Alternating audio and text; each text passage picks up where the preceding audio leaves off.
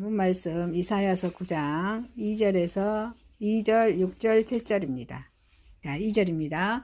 흑암에 행하던 백성이 큰 빛을 보고 사망에 그려진 땅에 거주하는 자에게 빛이 비치더라. 6절입니다. 이는 한 아이가 우리에게 낳고 한 아들을 우리에게 주신 바 되었는데 그의 어깨에는 정사를 메었고 그의 이름은 기묘자라 모사라 전능하신 하나님이라 영존하신 아버지라 평강의 왕이라 할 것입니다. 7절입니다. 그 정사와 평강에 더함이 무궁하며 또 다윗의 왕자와 그의 나라와 군림하여 그 나라를 굳게 세우고 이후로 영원히 정의와 공의로 그것을 보존하실 것이라. 만군의 여호와의 열심히 이를 이루시리라. 아멘. 누가복음 2장 1절에서 14절입니다. 1절입니다. 그때 가이사 아구스도가 영을 내려 천하로 다 오적하라 하였으니 이 오적은 고레노가 수리아 총독이 되었을 때 처음 한 것이다. 모든 사람이 오적하러 각각 고향에 들어가매 요셉도 다윗의 집 족속으로 갈릴리 나사렛 동네에서 이들을 향하여 베들레헴이라는 다윗의 동네로 그 약혼한 마리아와 함께 오적하러 올라가니 마리아가 이미 잉태하였더라. 거기 있을 그때 해산할 날이 차서 첫 아들을 낳아 강구에 싸서 구유에 누웠으니 이는 여관에 있을 곳이 없음이더라. 그 지역의 목자들이 밤에 밖에서 자기 양떼를 지키더니 주의 사자가 곁에 서고 주의 영광이 그들을 두루 비추며 크게 무서워하는지라. 천사가 이르되 무서워하지 말라. 보라 내가 온 백성에게 미칠 큰 기쁨의 좋은 소식을 너에게 전하노라. 오늘 다윗의 동네에 저희를 위하여 조주가 나셨으니 곧 그리스도 주시니라. 너희가 가서 강보에 쌓여 구유에 누워있는 아기를 보리니 이것이 너희에게 표적이니라 하더라. 수많은 천군이 그 천사들과 함께 하나님을 찬송하여 이르되 지극히 높은 곳에서는 하나님께 영광이요 땅에서는 하나님이 기뻐하신 사람들 중에 평화로다. 아멘. 디도서 2장 11절에서 15절입니다.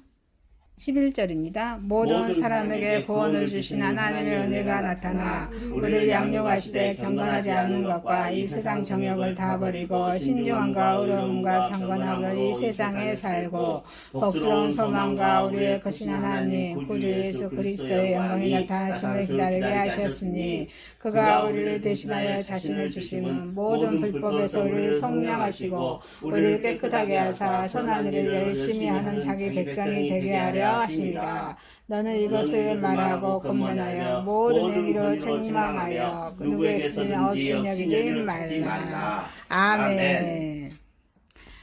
본문 말씀 이사야서 9장 2절에서 2절, 6절, 7절, 누가복음 2장 1절에서 14절, 디도서 2장 11절에서 15절 말씀으로 제목을 메시아의 탄생과 사역이란 제목으로 은혜를 받고자 하겠습니다. 첫 번째, 메시아의 탄생과 사역입니다. 자,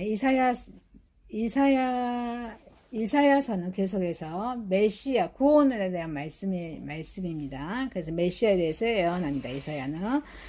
자, 그 앞에서는 메시아의 사역에 대해서 이렇게 말씀하고 있다고 하면은 지금 현재 9장에서 본문에서는 그 메시아의 그 본질, 그 사역의 본질에 이렇게 대해서 말씀해주고 있다고 볼 수 있습니다. 메시아의 탄생은 한 아기로 나실 것입니다. 그래서 이는 한 아기가 우리에게 낳고, 자, 이는 메시아의 탄생이 지극히 평범한 것임을 예고해 주신 말씀입니다. 이를 통해서 우리는 메시아의 겸손을 엿볼 수 있습니다. 그는 하나님의 아들로서 천군 천사를 거느리고 이 땅에 오실 수 있었음에도 불구하고 마태복음 16장 27절입니다. 인자가 아버지의 영광으로 그 천사들과 함께 오리니 그때 각 사람이 행한 대로 갚으리라. 26장 53절에 너는 내가 내 아버지께 구하여 지금 12군단 더 되는 천사를 보내시게 할 수 없는 천사를 보내시게 할 수 없는 줄로 아느냐. 자, 이렇게 천군 천사를 거느리고 이 땅에 오셨음에도 불구하고, 오실 수 있음에도 불구하고 가장 평범한 방법으로 이 땅에 오신 분이십니다. 그래서 우리 예수님의 일생의 보편적인 인간의 삶으로 또 사셨습니다. 메시아의 탄생은 이렇게 동정녀, 자, 동정녀란 거 처녀란 뜻이죠. 처녀의 동정녀로 나실 것입니다. 그 메시아 이름은 기묘자라. 기묘자란 말씀은 기적, 불가사의한 일, 경이로운 일 등을 의미하는 단어입니다. 메시아 자신과 그의 하시는 일이 인간의 이성으로는 쉽게 납득할 수 없는 경이로운 그 자체입니다. 그래서 한 부분에서만 아니라 전체 경이임을 에게 나타내주고 있습니다. 이 메시아의 탄생도 A는 아니어서 신비도 가득 찬 동정녀의 탄생이 될 것입니다. 처녀의 몸에서 나실 것이라 이렇게 말씀하고 계십니다. 그래서 이사야는 이러한 사실을 앞에서 예언하고 있습니다. 7장, 이사야서 7장 14절입니다. 그러므로 주께서 친히 징조를 너희에게 주실 것이라. 보라, 처녀가 잉태의 아들을 낳을 것이요 그 이름을 임마누엘이라 하리라. 7장. 이사야서 7장 임마누엘 장이죠. 자, 메시아 임마누엘이라 하리라 말씀하고 계십니다.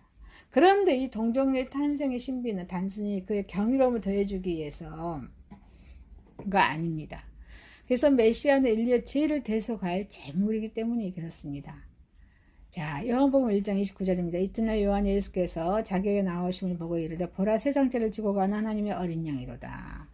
고린도전서 5장 7절에 너희는 누룩 없는 자인데 새 덩어리가 되기 위해서 묵은 누룩을 내버리라. 우리 유월절 양고 그리스도께서 희생하셨되었느니라. 이렇게 메시아는 흠없는 제물이 되어서는 흠이 있는 제물이 되어서는 안 되기 때문입니다. 자, 이렇게 메시아의 사역은 또한 어떤 사역을 했냐면 내어줌의 사역을 했습니다. 내어줌의 사역입니다. 내어줌의 사역을 하셨습니다. 예수님께서는 이 예고들을 이 세상에서 창조주로서 이 세상의 모든 것을 찾기 위한 만왕의 왕으로서 마땅한 권리를 요구하는 어떠한 일도 하지 않으셨습니다. 오히려 주님께서는 모든 것을 내어주셨습니다.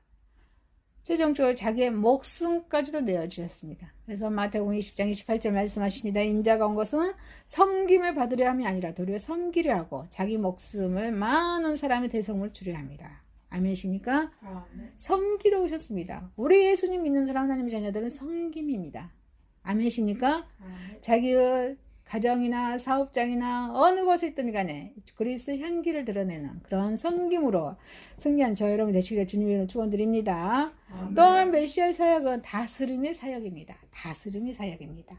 그 어깨에는 장사를 메었고 그 말씀 우리에게 주는 바는 메시아의 사역이 다스림의 사역일 것이라는 것입니다. 그러나 이 다스림의 사역은 세상의 군왕들과 같이 의무를 무시하고 권리만 행사하는 다스림이 아니라 의무를 중시하고 의무를 중요시하고 책임을 다하는 사역일 것임을 암시합니다. 아멘이십니까? 의무가 중요합니다. 책임을 다하는 것입니다. 여기서 정사를 메었다는 말씀이 이를 확증해 주고 있습니다. 메시아 사역은 또한 가르침의 사역입니다. 아멘이십니까? 가르침의 사역이에요. 모사라, 이 말씀에 좋은 자라는 의미가 들어있습니다. 메시아는 도움말을 주신 분, 또 지혜의 충고를 주시는 분이란 뜻입니다. 이사야서 11장 2절 말씀하십니다. 그의 여호와의 영, 곧 지혜와 총명의 영이요 모략과 재능의 영이요 지식과 여호와를 경외하는 영이 강림하시리니 이렇게 말씀하고 계십니다. 이 이름에 걸맞게 그리스도께서는 공생의 기간 동안에 가르침을 배우셨습니다. 그렇죠? 공생의 3년 동안 제자들에게 가르침을 하셨습니다. 베푸셨습니다. 그리고 또 많은 사람들을 사망에서 생명으로 옮기셨습니다. 아멘이십니까? 가르치는 사역입니다. 또 메시아 사역은 전능하신 사역입니다. 우리가 기도할 때 전지전능하신 하나님, 그렇죠? 전능하신 하나님이시다. 이 말씀은 메시아의 본질에 대해 우리에게 가르쳐주고 있습니다. 그는 가장 평범한 인간으로 오셔서 이사야서 53장 2절에 고운 모양도 없고 풍채도 없은지 우리 보기에 흠모할 만한 아름갓이 없지만 본질적으로 어때요? 하나님과 동일하라는 것입니다. 그래서 요한복음 1장 1절에 태초의 말씀이 계시니라. 그 말씀이 하나님과 함께 계셨으니 이 말씀 곧 하나님이시라. 로마서 9장 5절에 조상들도 그들의 것이여 육신으로 하면 그리스도가 그들에게 나셨으니 그는 만물에 계셔서 세세 찬양을 받으실 하나님이시라. 아멘. 또 에베소서 2장 6절에 또 함께 일으키시다 그리스도 예수 안에서 함께 하늘에 앉히시니. 그렇습니다. 오늘날 예수님을 하나님으로 보지 않고 위대한 인간을 보려는 모든 노력이 부질없고 무가치라는 것을 이 말씀에서 깨닫게 됩니다. 메시아의 사역은 또한 영원한 사역입니다. 영존하시는 아버지시다. 이 말씀을 통해 우리가 깨닫는 것은 두 가지입니다. 하나는 그의 아버지, 우리 아버지를 사역하신다는 것입니다. 우리 아버지를 사역하신다는 것입니다. 다시 말해서 그의 사역은 아버지가 아들을 사랑하고 아껴주듯이 우리를 위해 사역하실 것이라는 것입니다. 또 그의 사역은 또한 영원성입니다. 영원성입니다. 그의 사역은 일반 선지자처럼 이례적으로 그치지 않을 것입니다. 그의 사역은 영원한 사역입니다. 히브리서 6장 20절 말씀하십니다. 그리로 앞서가신 예수께서 멜기세덱의 반차를 따라 영원한 대제사장이 되어 우리를 위하여 들어가셨느니라. 영원성입니다. 7장 25절 그러므로 자기를 일부 하나님께 나아가는 자들을 온전히 구원하실 수 있으니 이는 그가 항상 살아계셔서 그들을 위하여 간구하심이니라 말씀하십니다. 메시아의 사역은 또 합평케 하는 사역입니다. 평강의 왕이라 할 것입니다. 주님께서 이 땅에 오신 목적이 여기에 나타나 있습니다. 그것은 세상을 합평케 하시기 위해서입니다. 이 일을 위해서 주님께서는 십자가에 달리셨습니다. 아멘이십니까? 이 일을 위해 많은 지혜의 가르침 베푸셨던 것입니다. 그래서 어디든지 예수님께서 가시는 곳에는 평화가 조성되었습니다. 거짓 평화가 조성된 것은 그 거짓 평화가 깨어집니다. 깨어지고 진정한 평화가 조성되었습니다. 이렇게 메시아의 사역은 또한 복종의 사역입니다. 만군의 여호와 열심히 이를 이루시리라. 예수님께서 그의 공생의 사역 기간 중 단 한 번도 자기 독단적으로 사역을 행하시지 않으셨습니다. 그는 하나님과 항상 내적인 긴밀한 관계를 가지셨습니다. 늘 하나님 명령과 의도에 순종하셨습니다. 마태복음 26장 42절입니다. 다시 두 번째 나아가 기도하여 이르시되 내 아버지여 만일 내가 마시지 않고는 이 잔을 내게서 지나갈 수 없거든 아버지 온 대로 되기를 원하나이다 하시고 말씀하십니다. 그는 늘 하나님의 열심에 순응하는 도구로만 사용되어졌던 것입니다. 메시아의 탄생은 한 아기로 동정녀, 처녀 몸으로 낳으시고 메시아의 사역으로는 또한 내어줌의 사역, 다스림의 사역, 가르침의 사역, 전능하심의 사역, 영원성의 사역, 합평케 하심의 사역, 복종한 사역임을 몸소 우리가 심장으로 체험하는 저와 여러분 되시길 주님의 이름으로 축원드립니다. 아멘. 두 번째입니다. 메시아의 탄생과 사역은 하늘에는 영광이요 땅에는 평화입니다. 이 본문의 말씀에서요. 누가복음 2장에 천사가 목자들에게 성탄을 고지하고 이렇게 나자 하늘에는 아름다운 천군 천사의 찬양으로 가득 찼습니다. 그런데 놀랍게도 천사들은 찬양을 통하여 가장 먼저 그리스도의 탄생이 하나님께 영광이 됨을 알립니다. 그리고 땅에서는 기뻐하시는 자들에게는 평화가 됨을 알립니다. 이 짧은 찬양이지만 이 찬양은 기독교 교리에 내포가 있습니다. 우리가 믿는 기독교는 신본주의, 하나님의 우선의 종교임을 밝혀줍니다. 그러면 이러한 찬양이 나오게 되었는지, 이 찬양의 의미가 무엇인지 한번 봅시다. 이 찬양의 의미는 하나님께 영광입니다. 아멘이십니까? 하나님께 영광입니다. 지극히 높은 곳에서는 하나님께 영광이요. 자, 그리스의 화력, 자, 인카네이션이죠. 인간의 몸으로 오시는 것이 인카네이션. 그리스의 활력은 가장 먼저 하나님께 영광이 됩니다. 이는 근본적인 문제로 그리스의 활력이 왜 하나님께 영광이 되었는지 한번 봅시다. 하나님의 손상된 의가 보상되었기 때문입니다. 그리스의 탄생은 가장 먼저 하나님의 의로우신 성품과 관련됩니다. 자, 기독교의 모든 근본적인 문제는 죄와 연관되어 있습니다. 최초의 범죄와 그 이후에 계속된 범죄로 인해서 인간은 타락의 길로 들어갑니다. 그래서 하나님께 상처를 입습니다. 하나님의 의로운 성품을 손상시킵니다. 진노를 내리셔야 했던 것이 아니라 실제로 진노가 우리 인간에게 임합니다. 인간이 아담의 범죄 이후로 삶의 심한 고통을 느껴야 했습니다.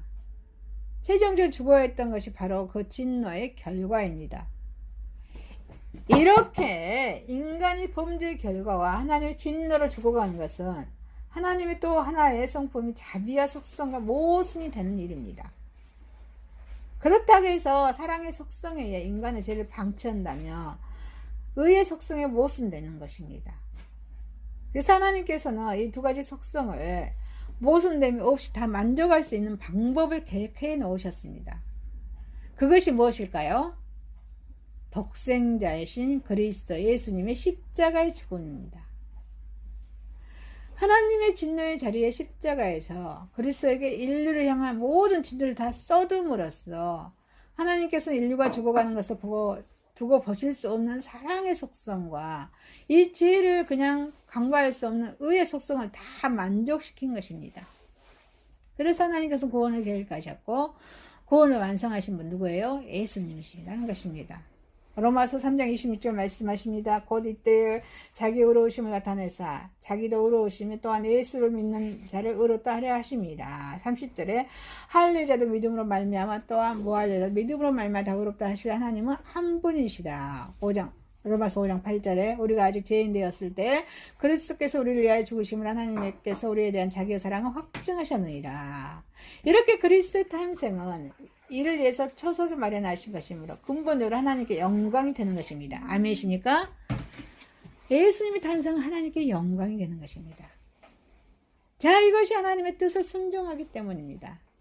그런데 어째 최초 인간 아담은 하나님께 순종했어요? 불순종했어요? 불순종합니다. 하나님께 영광을 돌리기 위해 창조되었음에 불구하고 하나님의 뜻을 거역합니다. 그리고 모든 인간 아담에서 하나님께 불순종해서 하나님을 거스렸습니다.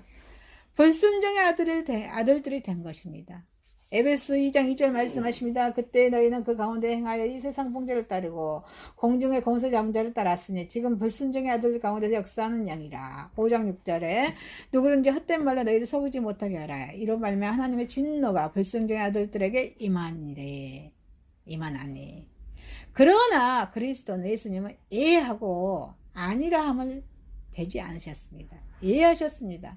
성경은 저에게 예만 되었느니라. 고린도후서 1장 19절 우리 곧 나와 실루아노와 디모데로 말미암아 너희 가운데 전파된 하나님의 아들 예수 그리스도는 예하고 아니라 함이 되지 아니하셨으니 그에게만 예만 되었느니라 하고 기록되어 있습니다. 또 아담으로 오신 주님은 자신은 예하지 아니하시고 당신의 모든 백성을 품어 안으시고 하나님 앞에서 예하셨습니다. 불순종의 아들들을 순종하는 아들들을 바꿔놓으신 것입니다. 이처럼 인간이 해야 하나 할 수 없는 일을 이루기 위해서 그리스도께서 인간이 되셨으므로 그것은 가장 먼저 하나님께 영광이 되는 것입니다. 아멘이십니까? 그래서 하나님께 영광이 되는 것입니다. 예수님의 탄생이요. 그리고 어때요? 땅에는 평화입니다. 땅에서는 기뻐하시며 사람 중에 평화로다. 이 말씀 주님께서 이 땅에 평화의 왕으로 오셨음을 암시합니다. 하나님과 인간을 화목하기 위해서 오셨습니다. 인간은 범죄로 인해 하나님의 의로우신 성품을 손상시키기 위해서 진노의 대상이 되었을 뿐만 아니라 하나님과 관계가 완전히 단절되었습니다. 육체적으로 아니라 영적으로 죽게 된 것입니다. 우리가 진정으로 슬퍼야 할 것은 바로 이 점입니다. 육체적인 죽음은 잠시 고통이지만 영적인 죽음은 어때요? 영원한 고통이 따르기 때문입니다. 그러나 주님께서는 십자가로서 이 담을 허셨습니다. 돌로 하나를 만드셨습니다.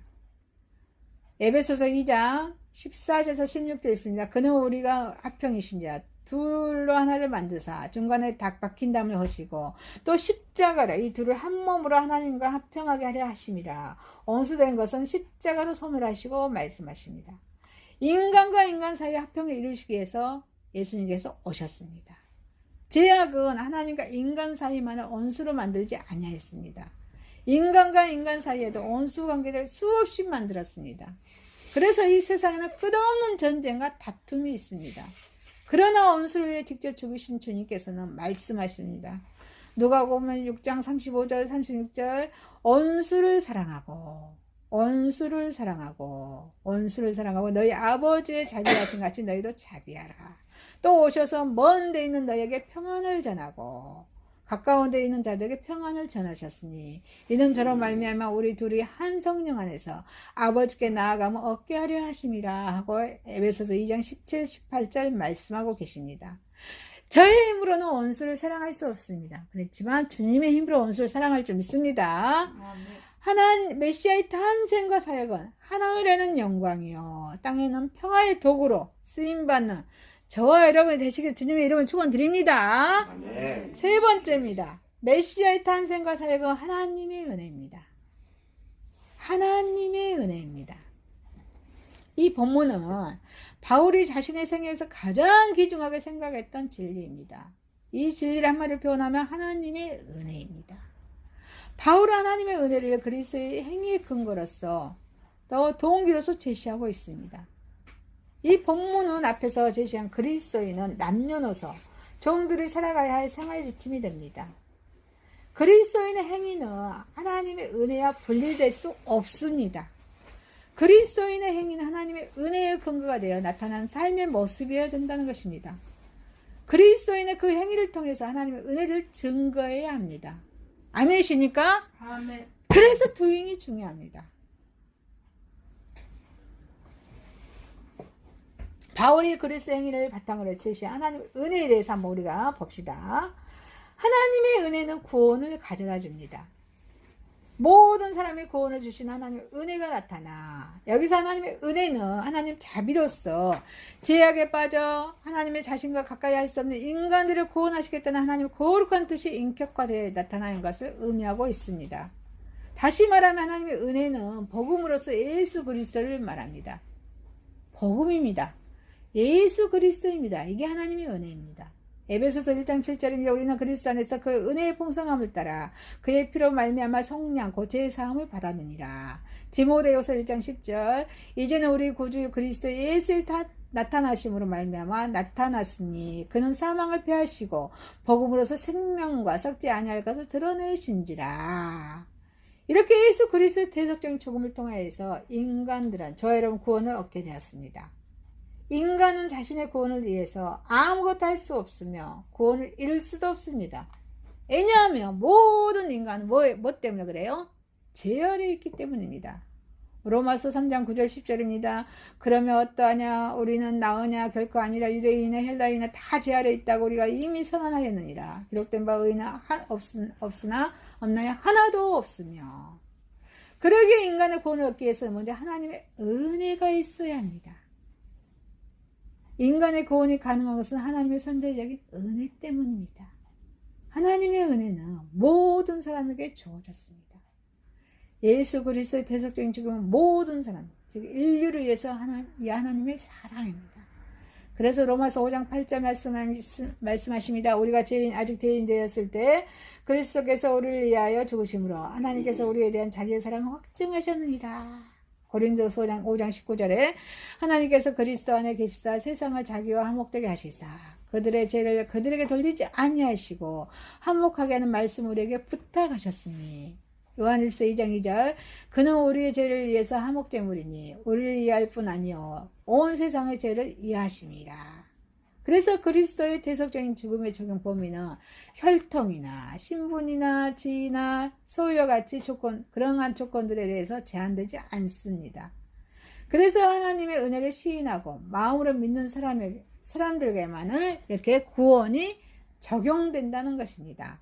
그래서 요한복음 1장 12절 영접하는 자, 곧 그 이름을 믿는 자들에게는 하나님의 자녀가 되는 권세를 주셨으니 요한복음 3장 16절 새 하나님이 세상을 이처럼 사랑하사 독생자를 주셨으니 이는 그를 믿는 자만 멸망하지 않고 영생 얻게 하려 하심이라. 로마서 10장 9절에서 10절 네가 만일 입으로 시인하여 예수를 주로 시인하면 또 하나님께서 그를 죽은 자 가운데서 살리신 것을 내 마음에 믿으며 구원을 받으리라. 사람이 마음으로 믿어 의에 이르고 입으로 시인하여 구원을 이르니라 라고 말씀하십니다. 요한일서 4장 2절에 이로써 너희가 하나님의 영을 알지니 고 예수 그리스도의 육체에 오신 것을 시인한 영마다 하나님께 속하는 것이요. 따라서 인간은 하나님의 구원에 위한 초청을 들어야 합니다. 그래서 그 초청에 응답해야 합니다. 하나님의 은혜는 그리스도인들을 양육합니다. 양육합니다. 우리를 양육하시되 경건치 않은 것과 이 세상의 정욕을 다 버리고 근심함과 의로움과 경건함으로 이 세상에 살고, 하나님의 은혜는 그리스도인을 두 가지 방법으로 적용하여서 그리스도인을 성장하게 합니다. 첫 번째 뭐예요? 죄악을 멀리합니다. 죄악을 멀리합니다. 죄악을 멀리합니다. 버리게 합니다. 멀리한 것이 아니라 버리게 합니다. 경건치 않는 것은 부도덕과 우상숭배, 탐욕, 분쟁, 사기, 망령되고 헛된 말을 의미합니다. 자, 여러분, 로마서 1장 18절에서 32절 읽습니다. 갑니다. 로마서 18절입니다. 하나님의 진노가 불의로 진리를 막는 사람들의 모든 경건하지 않은가 불의에 대하여 하늘로부터 나타나니 이는 하나님을 알만한 것이 그들 속에 보입니다. 하나님께서는 그들에게 보이셨느니라. 창세로부터 그에 보이지 아니하는 것들 곧 그의 영원하신 능력과 신성이 그가 만드신 만물에 분명히 보여 알려졌나니 그러므로 그들이 핑계하지 못할지니라. 하나님을 알되 하나님의 영을 앞에가 아니하며 감사하지도 아니하고 오히려 그 생각이 헛망하여지며 미련한 마음이 어두워졌나니 스스로 죄 있다 하나 어리석게 되어 썩어지지 않는 하나님의 영광에 썩어질 사람과 새와 짐승과 기어다니는 동물 모양의 우상으로 바뀌었느니라. 그러므로 하나님께서 그들의 마음을 정욕대로 더러움에 내버려두사 그들의 몸을 서로 욕되게 하게 하셨으니 이는 그들이 하나님의 진리를 거짓것으로 바꾸어 피조물보다 조물보다 더 경배하고 섬깁니다. 주는 곧 영원한 전능하시로다. 아멘. 이 때문에 하나님께서 그들을 부끄러운 욕심에 내버려 두셨으니 곧 그들의 여자들도 소유대로 쓸 것을 바꾸어 영리로 쓰며 그와 같이 남자들도 소유대 여자 쓰기를 버리고 서로 향하여 음욕을 부릴 듯 하며 남자가 남자와 더불어 부끄러운 일을 행하여 그들이 그럴 때문에 상당한 복음을 그들 자신이 받았느니라. 또한 그들이 마음에 하나님 두기를 싫어하며 하나님께서 그들을 그 상실한 마음대로 내버려 두사 합당하지 못하는 일을 하게 하셨으니 곧 모든 불의, 추악, 탐욕, 악의가 가득한 자여, 시기, 살인, 분쟁, 사기, 악독이 가득한 자여, 수군수군하는 자여, 비방하는 자여, 하나님께서 미워하신 자여, 능력하는 자여, 교만한 자여, 자랑하는 자여, 악을 도모하는 자여, 부모를 거역하는 자여, 오매한 자여, 배약하는 자여, 무정한 자여, 무자비한 자여, 그들이 같이 일을 행하는 자는 사형에 세양한다고 하나님께서 정하심을 알고도 자기들만 행할 뿐 아니라 또한 그런 일을 행하는 자들을 옳다 하느니라. 아멘. 또 디모데후서 2장 16절에 또 말씀하십니다. 망령되고 헛된 말을 버리라. 그들은 경건하지 아니함을 점점 나아가나니. 또한 세상 정욕은 죄악에 대한 강력한 욕망으로 죄를 짓게 하는 것을 말합니다. 이것은 한마디로 쾌락과 권력, 그리고 소유에 대한 무절제한 욕망을 말합니다. 무절제한 욕망을 말합니다. 디도서 3장 3절에 우리도 전에는 어리석은 자여 순종하지 아니한 자여 속은 자여 여러 가지 정욕과 행락에 종로를 단 자여 악독과 투기를 일삼는 자여 가증스러운 자여 피차 미워한 자이라. 요한일서 2장 16절에 이는 세상에 있는 모든 것이 욕심의 정욕과 안목의 정욕과 이생의 자랑이니 다 아버지께로 온 것이 아니요 어디서 와요? 세상에로부터 온 것이니라 라고 말씀하고 계십니다. 하나님의 은혜는 그리스도의 이러한 제약된 모습과 죄를 짓고자 하는 욕망을 어때요? 버리게 할까요? 버리지 않게 할까요? 버리게 합니다. 맞습니다. 이렇게 두 번째로 하나님의 은혜는 하나님이 원하시는 근신함과 의로움과 경건함으로 살아가게 됩니다. 첫 번째 죄를 버리게 하고요. 두 번째 어때요? 하나님 원하시는 근신함과 의로움과 경건함으로 살아가게 합니다. 이 근신함을 자제로서 자신의 욕망이나 경향을 올바르게 사용하는 것입니다. 의로움은 다른 사람에 대함에 있어서 공명정당의 순수함을 의미합니다. 경건함은 하나님을 경배하고 경외심을 가지고 예배하는 것입니다. 이렇게 하나님의 은혜는 그리스도인 하여금 죄악을 버리고 자신을 자제할 뿐 아니라 이웃에 대하여 공정함으로 하나님에 대해서는 경외함으로 관계성을 맺어갈 수 있도록 교훈과 징계와 이로로서 또한 양육합니다. 하나님의 은혜는 그리스도인에게 재림에 또한 소망을 갖게 합니다. 복스러운 소망과 우리의 크신 하나님의 구주 예수 그리스도의 영광이 나타내심을 기다리게 하셨으니, 복스러운 소망과 그리스도의 영광이 나타난다는 것은 그리스도의 재림을 말합니다. 하나님의 은혜는 그리스도인에게 재림의 약속, 마태복음 26장 24절 말씀에 인자는 자기에 대하여 기록된 대로 가거니와 인자를 파는 그 사람에게 화가 있으리로다. 그 사람은 차라리 태어나지 아니하였더라면 제게 좋을 뻔하였느니라. 인자, 예수님 파는 사람은 화가 임하고 태어나지 아니하였으면 좋았을까를 말씀하고 계십니다. 사도행전 1장 11절에 이르되 그리스도 재림에 대한 말씀이죠. 갈릴리 사람들아 어찌하여 서서 하늘을 쳐다보느냐. 너희 가운데 하늘에 올라가시니 예수는 하늘로 가심을 본 그대로 오시니라 라고 말씀하십니다. 히브리서 9장 28절에 한 번 죽은 것은 사람에게 정해진 것이요 그 후에는 심판이 있으리니. 자, 이렇게 재림과 성취를 기다리게 합니다. 왜냐하면 재림하실 그리스도는 재판장으로서 사탄을 결박하십니다. 사탄을 결박하신다고 했습니다. 요한계시록 2장 3절에 무저강에 던져 넣어 장구가 그 위에 임봉하여 천년의 자도를 하시는 만국을 미혹하지 못하게 하였는데 그 후에는 반드시 잠깐 놓이리라. 7절에 천년이 차면 사탄이 그 옥에서 놓여 온 세상을 평화와 공의로 다스리고 그리스도를 이루하시며 기쁘게 하실 것입니다. 그래서 이사야서 11장 3절에서 5절 말씀에 그가 여호와를 경외함으로 즐거움을 삼을 것이며 그의 눈에 보이는 데 심판하지 아니하며 그의 귀에 들리는 데 판단하지 아니하며 공의로 가난한 자를 심판하며 정직으로 세상의 겸손한 자를 판단할 것이며 그의 입에 막대기로 세상을 치며 그의 입술의 기운으로 악인을 죽일 것이며 공의로 그의 허리띠를 삼으며 성실과 그의 몸을 띠를 삼으리라 라고 말씀하고 계십니다.